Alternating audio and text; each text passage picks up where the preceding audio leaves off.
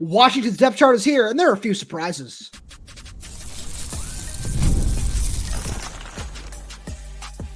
You are Locked On Huskies, your daily podcast on the Washington Huskies, part of the Locked On Podcast Network, your team every day. Welcome back into another edition of the Locked On Huskies podcast. I'm Roman Tomashoff. That's Lars Hanson. He's site editor with Athlon Sports' Inside the Huskies. I'm the site editor with Huskies Wire. Thank you for making this your first watch or first listen of the day, as we are part of the Locked On Podcast Network, your team every day. And now through September 22nd, all FanDuel customers can bet $5 and get a 3-week free trial of NFL Sunday Ticket from YouTube and YouTube TV. Visit FanDuel.com/LockedOn to get started. Lars, we got a really fun show for the Everydayers today. We are getting back from Jedd Fisch's first game week press conference because, like we said on the Monday show, it's game week. We're here. Football's back. It's so great to be back.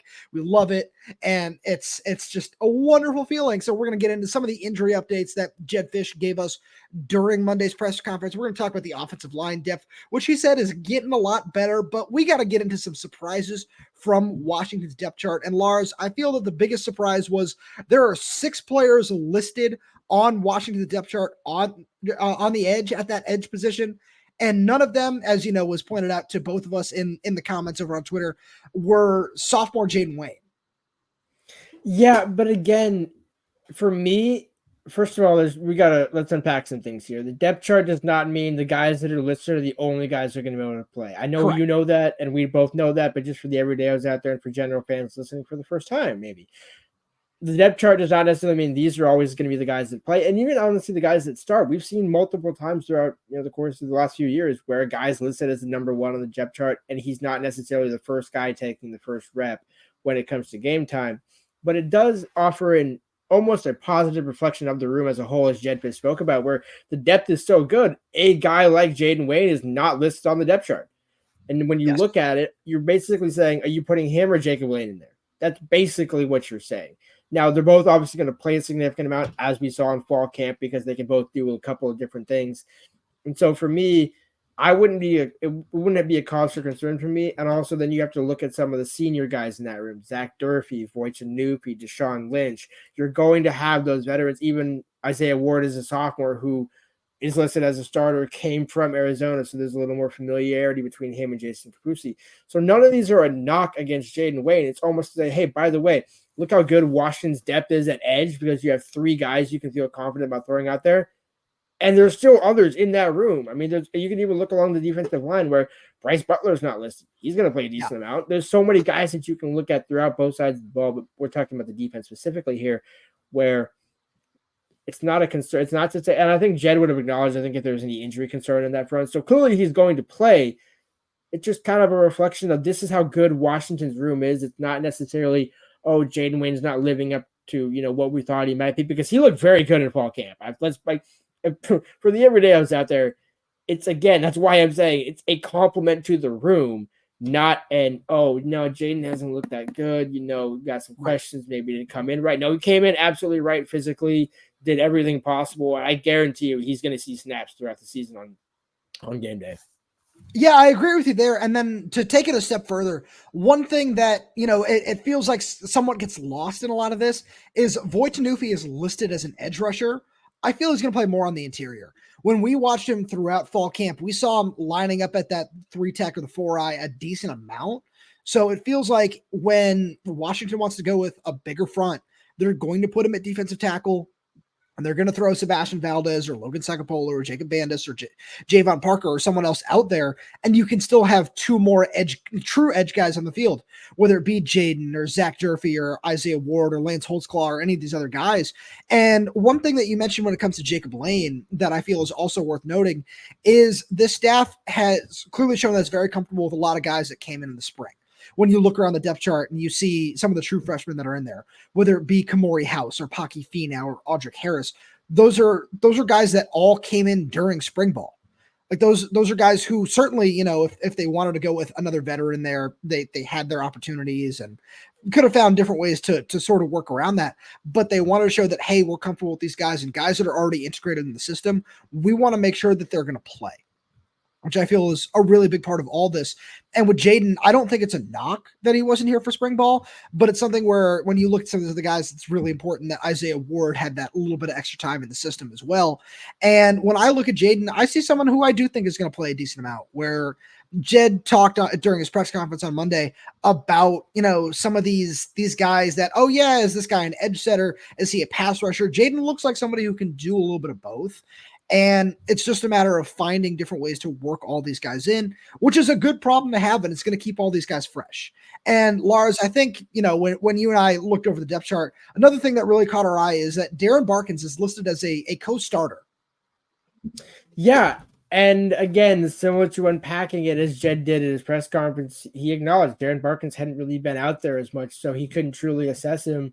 But it sounded like, and it almost kind of coincided. It was just kind of by happenstance with this, but with Leroy Bryant, redshirt freshman corner, kind of being a little bit dinged up. Jedd wasn't asked about that today, but the combination of Barkins coming back from his injury and that spot kind of opening up, and that fourth spot, so to speak.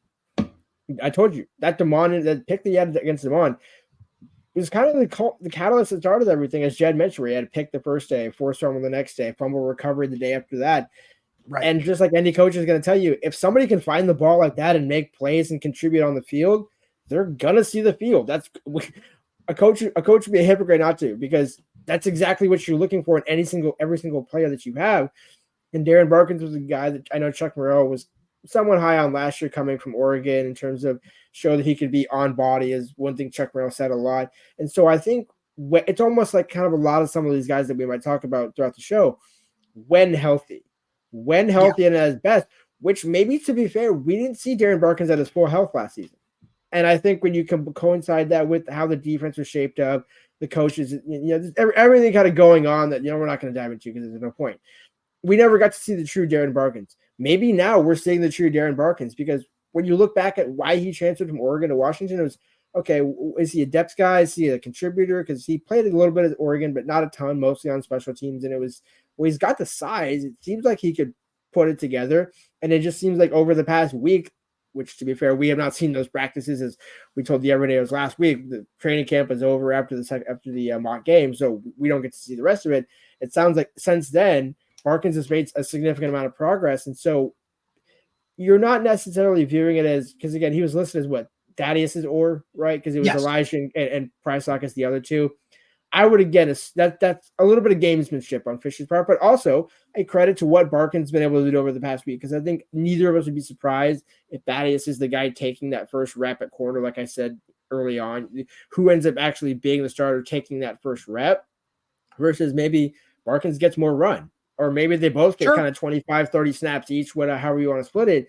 And I think that'll probably be more indicative of where the ore truly is at. Because if Thaddeus plays, let's say 35, 40, and Barkins gets 10, 15, there's clearly a significant gap. But if they're both at an even split, I think that'll speak to the confidence that John Richardson has in putting him out there when healthy. So I think there still is a little bit of a gap between the top three and even where Barkins is, where there certainly seems to be a little bit of gamesmanship involved, where when Fisch was asked about that and was talking about some of those guys, he was kind of very quick to, A, acknowledge what Darren had done, but B, say there's a lot of football that's been played between those other three guys.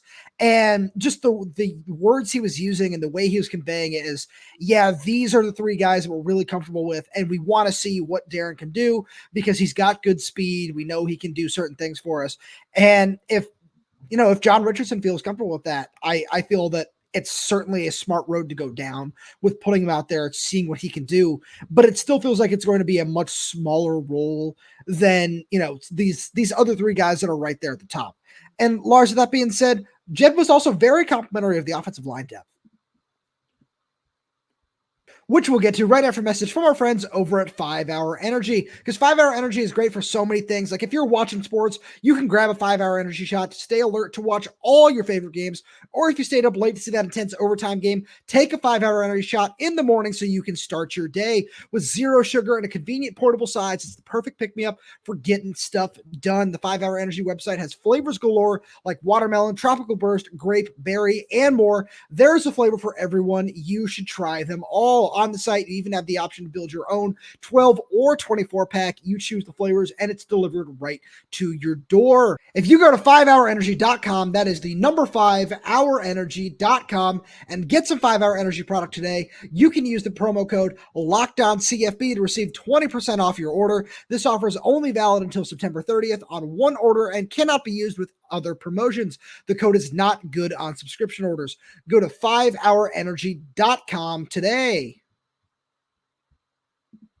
Lars, a lot of that Jedd Fisch was saying about the offensive line today, I don't know if it was necessarily shocking, but he was very complimentary about it in a way that, it's obviously the biggest question with this team. The Everdares know that we've discussed that throughout the offseason, that if there's one glaring question, it's the offensive line. And one thing that Jedd said that really stood out to me was he was very honest by saying, yeah, when we came into fall camp, I had a lot of questions. I wasn't really very sure. And I feel very confident in where we are now. I still have some questions. I know you still have some questions. But when I look at this group and I look at this depth chart, I certainly see what he's saying. I see what he's saying in terms of the depth. I want to see the progress on Saturday. Yeah. I'm not calling him, again, he said what he said. And I think I would like to believe his confidence, because if that's the case, if Soane Faasolo took that next step and Maximus Dupree ends up just kind of being a sixth lineman that you can kind of just do whatever with, and just ends up being a good, I think that almost kind of speaks to Jedd's confidence. If you think, okay, this Chuko guy who does kind of have the seniority in terms of overall college experience, he's going to be your number 2. That to me says, okay, for one reason or another, whether Soane made the jump or Max couldn't, that means they're confident in saying, okay, you know what, we're confident in these guys starting, but if for some reason they don't end up showing up on Saturday, we do have good depth behind them. Whereas before it was like, hey, we need 5 bodies, and I'm not necessarily sure who the 5 are or however much they've even played. And that was the other thing, when he talked about D'Angelo's experience and you talk about Enoch being from Ohio State, it's kind of like these guys that have been in big time moments, they seem to kind of embrace it. And for Enoch, he hadn't been a starter and earned a starting job for an entire season at Ohio State. He's now done that at Washington. We'll see if he can hold on to it. But as Jedd said, that depth is there. You can move guys around. Landen can play right guard. He didn't say that today specifically, but we know Landen's got that in his arsenal. So overall, the quality of depth is there, and it's just up to the guys to actually maintain those spots, which I think is going to be the case on Saturday. I agree with you there. And one thing that I was really intrigued by was looking through some of these second-team linemen, where, having Maximus Dupree right now as a backup left tackle to Soane Faasolo seems like a good starting point for him, just like with Landen being the backup center to D'Angalo Titialii, where when I look at both of those guys, I think, okay, yeah, it's nice to have some guys who, especially in Max's case, it isn't much, but having a little experience off the bench seems really helpful when you've got Paki Finau right now as the number 2 left guard as a true freshman. But then I look at somebody like Zach Henning at right guard, and I say, if he's, pushing for a spot in the a stronger spot in the rotation, or maybe even a starting spot by the end of the year, that's something I wouldn't be surprised by. And I feel would really speak to the depth of this line and why, it might not be as bad as some think. Where if Zach is somebody who can really emerge and maybe split time with Enoch or find a way to work his way into that rotation even more, that it can add a lot to this room. And it can add a lot to executing the scheme and all these different things where, we've talked a lot about Landen. We've talked a lot about Soane and Max, where we don't necessarily need to talk about the other 2 guys, where we know what guard Memolar is going to be. We know what Jerez Party is going to be. Jedd said, yeah, he was basically a starter. And again, it's something we all know, just like with Will Rogers at quarterback, we all knew he was going to end up as the starter, where Drew, I feel like those guys are 1-2, where it was like, yeah, Will Rogers got a spot and Drew's got a spot, and Jeremiah Hunter, probably him, Jonah Coleman, or like that next group there. But when I looked at this offensive line coming into fall, it's like, yeah, there are pieces there. Let's see how it works, where we always kind of assumed that Enoch was going to get a spot and that guard was going to end up having a spot. And it really was going to come down to center and left tackle. And hearing Jedd talk about it the way that he did, obviously that's what a coach is supposed to say, right? It's supposed to pump him up and be positive about the group that he has. But it also felt like this group has really come a long way. And that's something that you and I have seen. When we're out there during practice, the first couple of days in pads were really rough. I remember we got out of here and we're saying, yeah, there are still a lot of questions here. And they've certainly answered some of those, There's still a long way to go. And as you said a little bit earlier, doesn't necessarily matter until you see it on the field against another team. But I still like the direction this group is headed in. Yeah, it's an overall good quality. I think that's kind of what Jedd said when he said we really have two consistent lines, and that's basically what we saw throughout fall camp, with a handful of days where they just decided to blow the entire thing up and try people at spots that we didn't see before and after that. Right. But in that regard, it's kind of almost, it just reinforces the point of, yeah, if Zach Henning ends up being your starting right guard at the end of the season for one reason or another, that's a good problem to have. But at the same point, it's the other theme of what Jedd said throughout, which was the experience. You can be a good riser and look good in fall camp as a redshirt freshman or true sophomore, whichever one you want to be. But yet there's something about it. So can you do it on game day? And that's the other thing Jedd said after the mock game, where just when we put the depth chart out, that's not a finalized depth chart. That's not like, okay, now this is it. Everybody else is on scout team. No, there are going to be a lot of rotating guys and continuous competition. So it's more or less by week as we get going, kind of what we've been saying. Once we start to actually see it and how it looks, then we'll have a better sense of, okay, what is that rotation actually going to look like on defense? What is it going to look like? How much rotation do we see along the offensive line? When does Landen at full health start to truly push for that starting spot? Does there's so many questions that we just can't answer right now because we haven't even seen what the initial group looks like on game day against another team when it actually matters. No offense, because fall camp matters, but we don't have any records for fall camp. Right. So one thing that you mentioned there is the experience. And one thing that Jedd Fisch spent a lot of time on for anybody, because I don't think it was, shocking after the way we've seen the last week or two play out, that D'Angalo is getting that week one nod over Landen. But I think for anybody who might be in that camp, Jedd was very quick to reference D'Angalo's experience at Portland State and talk about how important that is in the middle of the offensive line, especially. And it's something where I was talking to our good buddy Ben Glassmeyer about this a little bit earlier as well, where having somebody who's played in that many games, even if it's at an FCS level, as talented as Landen is, that's why they brought in D'Angalo. That's why he was one of the first takes in the spring transfer portal period, was because it's, he's a little bit undersized and, he's played a couple of different positions, but he's got so much experience under his belt. And that's one of the most important things that they were looking for in a transfer portal offensive lineman. And he's somebody who's going to plug in really well. And he had a rough start. He had a couple of really bad snaps over the first couple of days. But since then, Lars, he's been rock solid. He's been a really, really nice piece to have. And I'm really curious to see how he's going to hold up in one-on-one pass protection. If he's still starting come Rutgers, come Michigan's a different beast, but still, you have to mention it. Come that Michigan game, if he's still the starting center, what is that going to look like?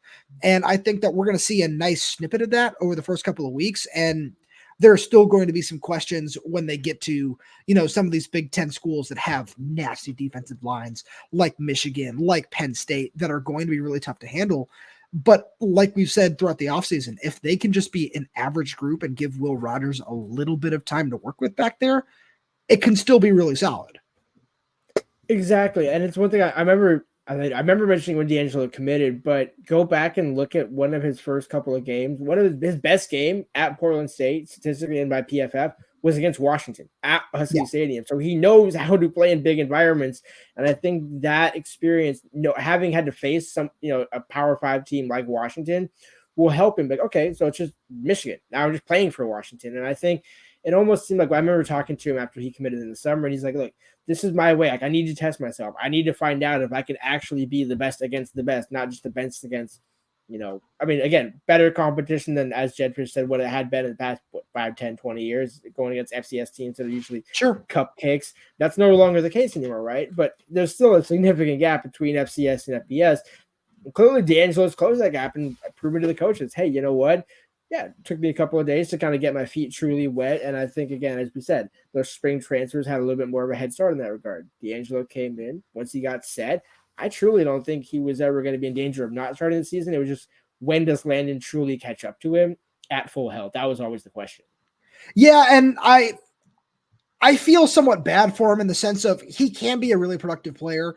But, and I don't mean this as a slight to either guy, but when we look at D'Angalo, it's always just kind of been like, oh, he's a placeholder for Landen.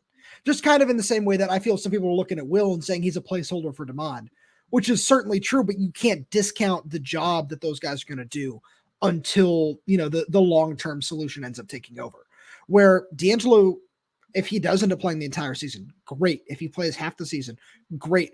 Whatever it might be, if he can show that he can be productive in the middle of the offensive line, that's something where, especially, and it hurts to bring it up for Washington fans, I know, but when you look at the guy that they're replacing in a first-team All-American center in Parker Brailsford, it's having a guy with that much experience under his belt is going to be really, really valuable. Exactly. I mean, yeah, you can't. Talent doesn't replace experience. Talent with experience is the perfect combination. But I think Jedd proved with this depth chart that ultimately, at least, and that's kind of the way he almost caveated it. I'm sure you kind of caught that back door where he's like, for week one, as we start the season, not set in stone, but it's kind of like, hey, this is the best that we're going to roll out with to start. Might not be the best by the end, but this is where we're confident the most. Right. Lars, we also got a whole bunch of injury updates from Jedd, which we'll get to right after message from our friends over at Ultimate College Football HC. Hey, Locked On Husky fans, I want to take a moment to give you a heads up on a brand new mobile game that I think you're going to love just as much as I do. Ultimate College Football HC. In this amazing game and simulation, you get to step into the shoes of a head coach and lead your college football program to glory. Can you imagine actually being the head coach of the Huskies? From recruiting players and hiring coaching staff to overseeing training camps and handling school scholarships, you control every crucial detail of your program. It's all in your hands. Will you be able to handle the pressure? And here's what I really love about the game. You're responsible for calling offensive plays during the games. Your strategy will not only determine the success of your football season, but will shape the future and legacy of your program. Ultimate College Football HC is completely free, has no ads, and is 100% playable offline. You can play on the go as you want and when you want to. And of course, we have a special offer for Locked On Huskies fans. Use the promo code LOCKEDONCFB, all caps, inside the game store to receive a free boost to your program. Make sure to take advantage of this perk as it will get your team off to a strong start. To download the game, just visit ultimate-cfb.com or look it up on the app stores. Ultimate College Football HC. Begin your coaching legacy today. Lars, throughout the offseason, especially throughout fall camp, we saw a whole bunch of different things in terms of injuries. We saw different guys that were limited in one way or another. And one person that was with them for a good amount of time was Jayvon Parker. And, we got pretty coach speak answers about that throughout the offseason of, he's working through some things. He'll be back at this point in time. And Jedd shared the full story with us on Monday at his press conference, said that he injured his knee during spring practice and needed a minor procedure to, quote, clean some things up, said he needed 3+ months to recover. And now Jayvon's listed as a starter on the depth chart. And we've watched a whole bunch of guys take starting reps across from Sebastian Valdez, whether it be Logan Sagapolu or Jacob Bandis. I think we've seen Bryce Butler in there a little bit. But the more that we watched all those other guys, the more we said, okay, yeah, these guys can all do a job. But it still feels like Jayvon is the best possible fit for that position. Exactly. It was kind of in a way like the offense. Okay, cool. We got guys where Jayvon needs to, work his way back. You got a couple guys who can, as you said, do a job, hold down the fort, not get blown off the ball. That's basically the end of the subtle version of that one right there. But we both said it throughout fall camp. Man, just imagine Valdez and Parker. Imagine that. Like it's a lot different. And I say that knowing, as I wrote on Athon Sports, we haven't seen Jayvon truly start. We've seen him have some success against Michigan State, Washington State over the past couple of years, but he's been a backup to 3 incredible veterans, Tula Tuigasonoa, Fatu Tuitele, even Jacob Bandis to a degree, and also MJ Ale. This was going to be the year that he was going to pop. We just weren't able to see it in fall camp, but it was almost like, hey, by the way, this is what this defense and this defensive line looks. Just wait until Jayvon Parker's actually back. And it was almost kind of like a bonus transfer. It's like an 80, getting an 85th scholarship guy. You're adding him new, but he's been here the whole time. It's just like, oh, hey, by the way, Jayvon Parker is still here. And when we see that, he's going to have a significant impact. So I certainly agree with you there. I don't want to necessarily, prop him up too much just because it might take a little bit of time for him to work back. But at the same point, I can't help but think about what that top end potential might be.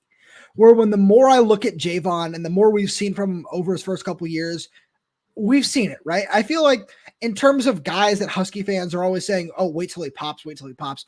Jayvon has always been one of the names that's right there near the top in terms of once he takes that next step, if he can take that next step, he's going to be a really dominant player. And I fully agree with that. I'm really excited about what he can be, especially in this scheme. And it's just a question of when were we going to see it? And Jedd said that, pending warmups, he's probably going to see a significant snap count against Weber State, which I think is a fantastic thing for him. And the more I look at it, the more I think this could be, I don't want to say the year of Jayvon Parker, because I don't necessarily think he's going to be the most productive guy in that room, especially when I watch Sebastian Valdez. But if we really see him take that next step, and people, throughout the season are doing some of those, oh, look at Jayvon Parker, he looks like he's really popping on film. He had a whole bunch of pressures last week. That could not only change just Washington's defense entirely, but it also just adds so much depth. And I feel it really raises the ceiling of this team if you have two guys who can really make an impact as a pass rusher on the interior. Exactly. And that's the thing. They have some guys that can do different things, but they don't have that true second interior pass rusher where I know we both like Voigt and Yupi there. Obviously, Deshaun Lynch showed he can handle the interior as well. Yeah. But it's just like Jayvon's almost kind of just a different cat in amongst themselves. So when you can get him back, but that's why, just as we said with other positions, it's good to have other bodies at that position. So you're not just totally holding out hope that, hey, when Jayvon comes back, kind of like, hey, when he comes back, we're going to be great. But until then, we're kind of just making it work. It's working now. And we'll probably see that over the course of the first 3 games of the season, how many guys end up rotating up front. Because as we said, Bryce Butler's still there. There's a number of guys that are there.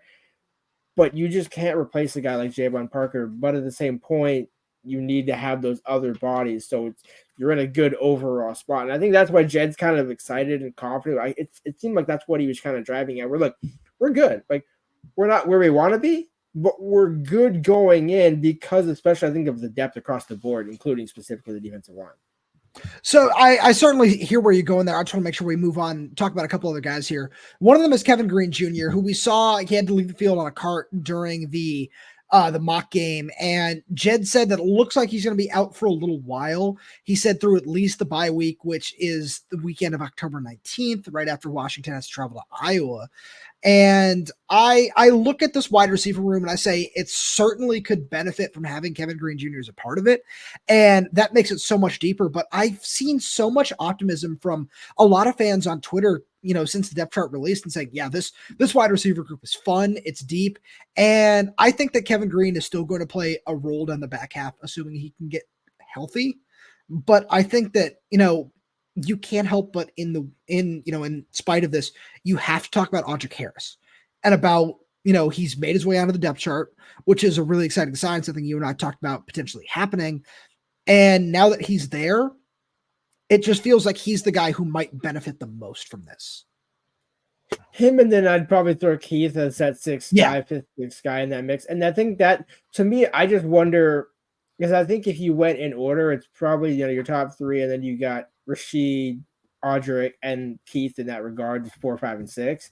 Sure. My question, what I wonder is, especially over the course of, obviously, I think the first 3 weeks won't be as easy an indicator, but how much, especially when you get into Big Ten play, does the receiver rotation shrink or expand? Because in Jedd's offense, there's kind of a reason for both. Either you can make those 5 guys your focus, or 5 or 6 guys as your focus, and just kind of roll with it. Or do you just start to see, okay, you know what, we really want 3, maybe 4, and we'll rotate between Rashid and Audric Harris as that 4th guy? Because, again, I think that also plays in the role of tight ends, how the receivers end up catching on. So I think it's the depth. I agree you would like to have that extra depth, but I think there's enough there. And I think also Keith Reynolds is kind of a key reason for that, because I know you were high on him as well, and him and Kevin Green had kind of been competing in that similar slot mode, behind Giles for that, we'll just say 6th spot. No disrespect intended in that. It's just wherever you want to quantify it, 4th, 5th, 6th. And so having Keith kind of helps bridge that gap. I just wonder, how does it overall impact the rotation? Because Green knew the offense. And I think when we saw him in camp, it was mostly with DeMond, but he was always there. Rarely, I don't know if he had a drop. He might have had 1 drop throughout camp. But to me, he was just the guy that knew the system. Kevin Cummings was super high on him, said he was one of the smartest guys he's ever coached. So to me, it's like almost like kind of a technician that you're not going to have. but that's also why you have Giles Jackson. That's why you have Jeremiah Hunter. So you got veterans in the room to kind of offset it. He was going to be a rotational guy for the time being, probably more so impactful in 25 with Damon. But now with that, it takes a little bit of a hit. Does Keith actually vault himself up, which I think he might? Or does the rotation shrink to 4? You're still going to have 6 guys on the depth chart. Obviously, I'm not saying the depth chart changes like that, but just how much do the targets actually get spread out? That's what I'll be curious to see how it actually impacts it. I really like everything you're saying there. I just want to make sure we talk about one other guy before we get out of here. So I'm going to spend a couple of seconds here on Caleb Presley, where this is one guy who he's not listed on the depth chart, but when I think about the role that, they have Darren Barkins in right now, I can't help but think that Caleb Presley might have kind of vaulted himself into one of those, first guys off, where it's right below that cutoff line is where Caleb might be right now, where you talked a little bit about Leroy Bryant's injury and how he wasn't able to participate for the last week or so of fall camp. And then I just look at Curly Reed, who I like what I've seen from him, but I still feel like he needs a little bit more time. You could say the same about freshman Elias Johnson. And people are always wondering, hey, what's that going to look like with Caleb? And we've seen him healthy. We've seen him making a couple of plays now. And it feels like, there's still a big gap between those first 3 and where, the defensive staff feels about the rest of the guys in the room. But it's really exciting to think about, Caleb might end up being that next guy up. And if we see him over the first couple of weeks in non-conference playing a couple snaps here and there, I'm not necessarily going to be surprised by that. So that's a guy that now that he's healthy, I really think he deserves to have an eye kept on him for the time being. And Lars, that being said, as always, thank you so much for being here. Thank you to every day who's tuning in. We really do appreciate your support. Thank you for making Locked On Huskies your first listen of the day. Now go check out the Locked On College Football podcast from NIL deals, never-ending conference realignment rumors. Our guy Spencer McLaughlin gets you ready for an exciting season on the gridiron. You can find the link to Locked On College Football in the description, so you don't need to search.